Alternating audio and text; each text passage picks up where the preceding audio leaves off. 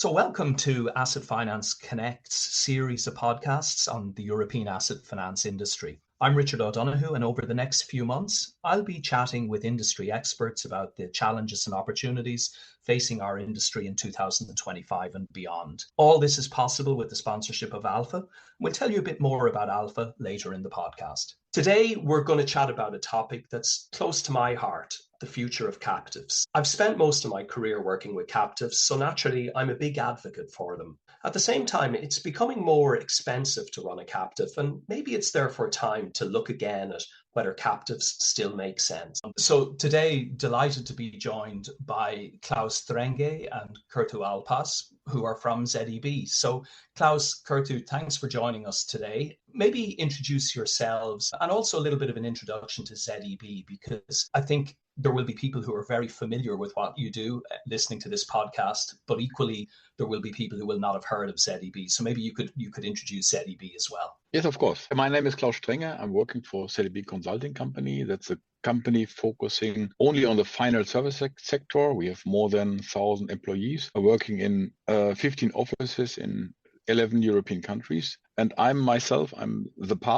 of the partner in ZEB, and I'm responsible for the clients of captives and the leasing segment. So we have very good experiences in what are the needs, what are the actual topics in this area. And I'm Kerttu Alpass. I'm Senior Manager in the London office, and I've been working with Klaus for a number of years on the captives and leasing topics, and also finance, risk, treasury areas within those types of firms. Great. And so we've achieved the first objective, which is, as a native English speaker, I've managed to, I hope, pronounce both your names correctly. It's unusual when you get two difficult names on a podcast.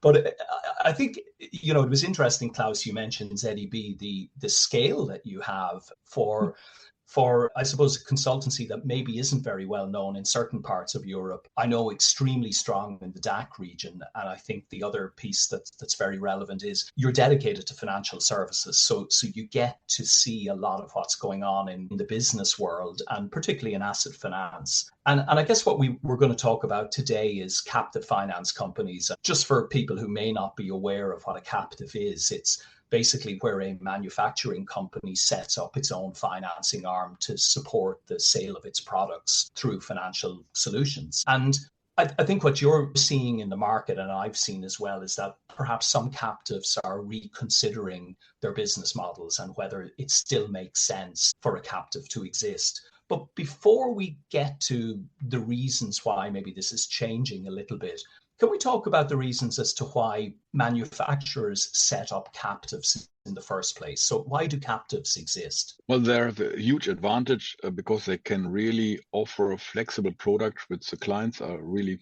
focusing on and wants to have in their portfolio. It's not only to offer a finance offer for the assets, but also to have a added value change for more services. They have a better understanding about the assets, about the credit risk, and also the residual value risk. And of course, they have a much better opportunity to sell the asset at the end of the contract instead of a normal finance company. So I guess then if you sort of break that down, you're kind of talking about two topics. One is flexibility, the other being profitability. And I completely agree. I mean, if I look at the captives I've worked for two captive finance companies within the technology space in my career. And in both cases, flexibility was probably the primary driver, because we felt that third-party funders or external funders didn't understand our business. They were unable to offer the products that we felt our customers needed. And sometimes it was just simply they didn't understand our culture. They didn't understand the responsiveness needed to support a technology company, and the fact that if a big deal comes in on a Friday afternoon at quarter end, the expectation is that the captive will do that deal, and therefore a finance company needs to be able to support that. So I think flexibility, as you mentioned, critically important. Do you want to talk a little bit about the profitability piece? Because perhaps that isn't as well understood. Well, we have two perspectives on the profitability side. The one is the operational costs. So what we experienced in the past, that captives made a lot of money, so they were extremely profitable. And now there's a higher cost pressure, also pressure on the margin. So captives need to rethink the increasing cost of on the operation and the personal costs. And the other topic, maybe Kerttu can mention a little bit more, is the funding costs. Talk about the profitability, and then about the funding, and then I'd like to go back to the cost as well. And maybe in the light of the increasing costs, indeed the captive profitability is under pressure unless they can really sell products along the entire value chain. They should really look into providing services beyond the financial services aspect and offer things like insurance, flexible payment models, also maintenance, and any other services they can think of around the asset. And maybe one thing you didn't mention earlier is the service quality that the captive can really offer to the OEM sort of asset and really make sure that the client and customer is well looked after. And just expand on that point, Kerttu, when you talk about service quality, why do you think a captive can maybe offer more than, say, an external funder? Well, because they understand the product inside out, and any of the financial solutions would have been tailored around that specific product. So I think they can really finance the asset best out of everybody in the market. And whether they can offer the best pricing is down to how the business model is set up. But we'll cover that a bit later when we talk about the reevaluating business model. Great. Well, look, let's go to the reevaluating business model, because when we spoke about this prior to the call, you were saying that you're seeing some of your clients reconsidering whether a captive still makes sense. And there appear to be two drivers behind this. One is cost and the cost of running the captive, and the second is the funding piece. Maybe talk about the costs of running a captive first of all, because this is critical as to whether captives make economic sense and whether all the value that you talked about that a captive brings, whether it still is sufficient to offset what appear to be increasing costs. Yeah, as I mentioned, in the past, the captives were extremely profitable, so they really did not care about efficient processes and to reduce the costs very much because they earn enough money anyhow. And now we see there are increasing in regulatory requirements, also compliance costs are increasing. We also see that many captives and also some leasing companies really have very old IT systems and they need to modernize these infrastructures. And from an OEM perspective, all these investments are not really added value because there is no new object be sold. The profitability will go down during this investment case. So that's a crucial point right now. Should I invest to renovate my operational systems in the captive, or should I invest my money in different topics? And we're on a podcast. Listeners can't see me, but when you mentioned IT systems and legacy IT systems, I kind of smiled because I think anybody who's worked for a captive knows that the investment in IT tends to be something that was done a long time ago. And obviously now they're having to look at modern infrastructure. And it's something that our sponsors, Alpha, would be delighted to help captives with. From your point of view, from a kind of consultancy where you're not necessarily positioning one IT system over another, you're just offering advice. What advice would you offer captives when they're going to undertake some of these big IT transformation projects? Well, on one hand side, we would recommend do it very smart. Don't do everything at once. So do it piece by piece, having a target picture in mind. And what we also experience, and that's a very good advantage for captive and leasing companies instead of a bank, you maybe don't need a migration of the existing portfolios. In some cases, we supported our clients setting up a new IT system for new businesses and leave the existing businesses in the old IT system, because in many cases, the contracts will mature in 2 or 3 years anyhow.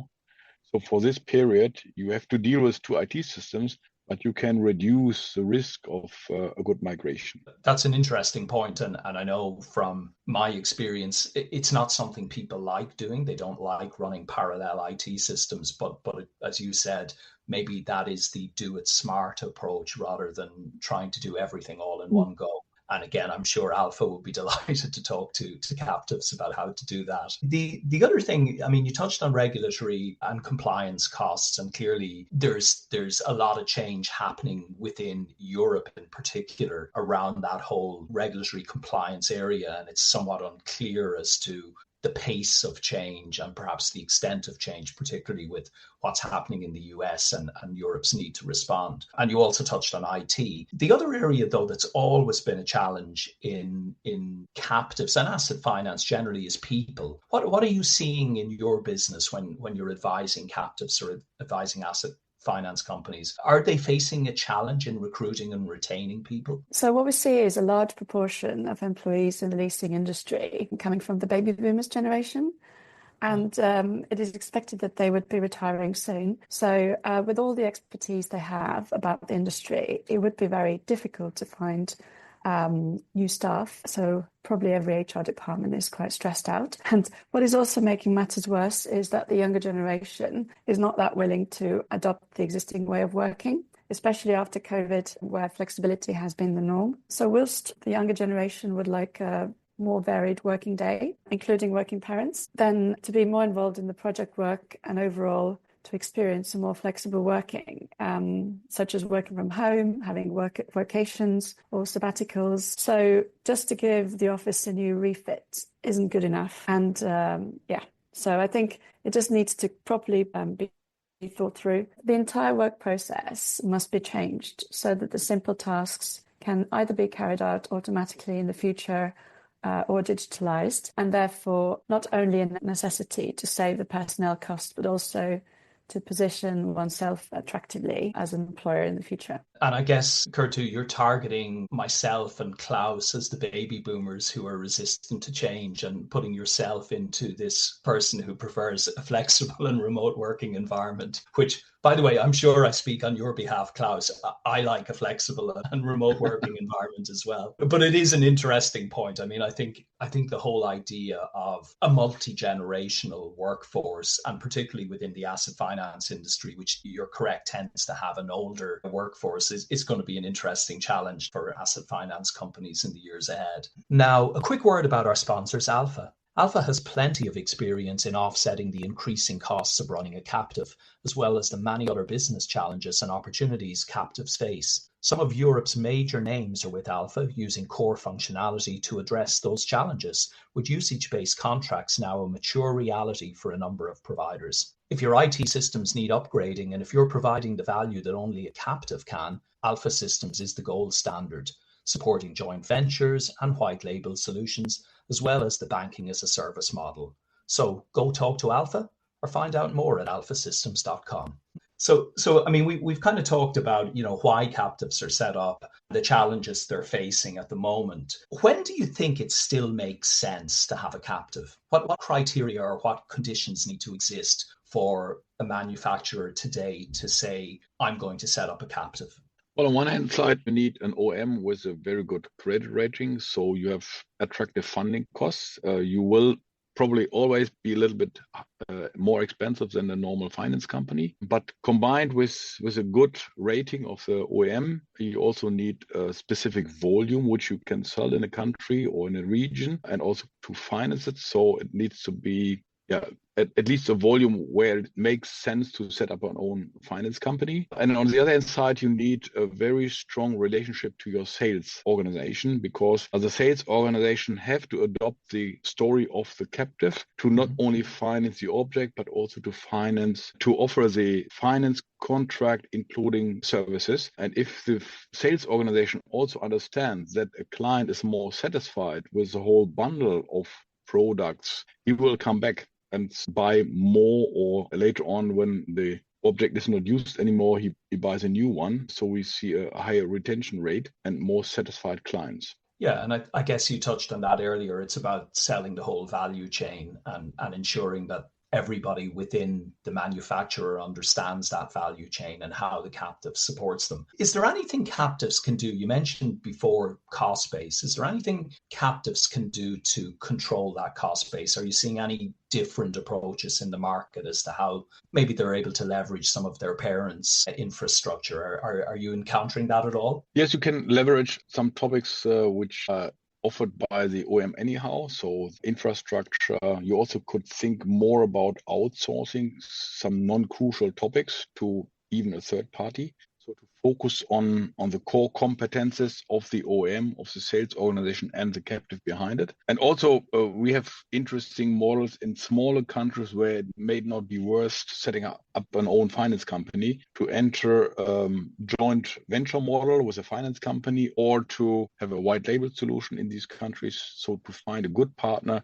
who could run the businesses and you have the topic regarding the client and also the product offer and use a third party for the other topics, which are not so crucial from the OEM and from the sales organization. And again, it's interesting you mentioned the white label because we have another podcast where that exact topic came up from a funder saying, why would you set up the infrastructure as a manufacturer in a smaller region or a region that you don't understand, as opposed to leveraging the infrastructure that this funder has already in place and is happy to offer to manufacturers on a white label basis. And I think, again, it's an example of where maybe the changing environment for captives, whether it's around cost from a regulatory point of view, compliance point of view, IT point of view, whether it's around funding, it creates an opportunity for collaboration that perhaps didn't exist 5, 10, 15 years ago. Great. So what I'm hearing is there still is a rationale for captives where they're able to sell the entire value chain, where they're able to control their costs, where they have effective funding models. And in other circumstances, it may make more sense today to partner with funders, maybe in markets where they don't have scale or perhaps where they can't manage their cost base or indeed their funding base. Kerttu, Klaus, just some last thoughts. Is there anything that you want to add to that sort of overall summary? Yes, I would like to clarify a few things about funding. So, of course, funding is quite tricky right now with the current fluctuating economic environment and interest rates. So we think that when it comes to funding, diversification is key. So if a captive has a banking license, then they can also take some customer deposits. But of course, it comes with additional regulatory burden. So not everybody can do that. Sometimes issuing your own bonds would be a good idea. But over the years, even recent times, we've seen significant change in the funding costs depending on the timing of the bond issuance. These are just a few thoughts that captives should also have when they think about the funding elements. And sometimes, of course, the manufacturer does the funding for the captive. But yeah, there's a lot to think about when it comes to funding. It sounds in general, there's a lot to think about when you're making a decision today as to open a captive or indeed retain a captive if you have one already. Klaus, any last thoughts on this topic? Yeah, from my side, there is no standard model for the question, what is the future of the captive within the OEM? So it always depends on one hand side on the economical environment of the OEM. And on the other hand side, it's also a question of the strategic mindset of the OEM. What is the role of a captive? Do I need a captive for my business model as an OEM, or can I find other solutions? So there's not one model for each and every company. Yeah, I always recommend to rethink the strategy once in a while and to find the best solution which fits to the business model. Great. Well, you've definitely given us food for thought today. A lot of topics covered, and really appreciate you taking the time to share your insights and those of ZEB on the future of captives. So, Kerttu, Klaus, thanks for joining the call today. Well, thank you to be part of the podcast today and hope we see us again. Thank you very much. It's been nice. Thank you. Thanks for listening to this podcast from Asset Finance Connect. That was a really wide-ranging discussion with Kerttu and Klaus on the future of captives. I thought Klaus summed it up really well. There's no single model or solution that applies, and each company needs to do its own evaluation. For some, a captive may still be the best way forward, while for others, an alternative approach, such as partnering, may be better. I hope you've enjoyed this episode, and if you have ideas for further topics, drop the team at Asset Finance Connect a note. Look out for our next episode, and in the meantime, thanks for listening.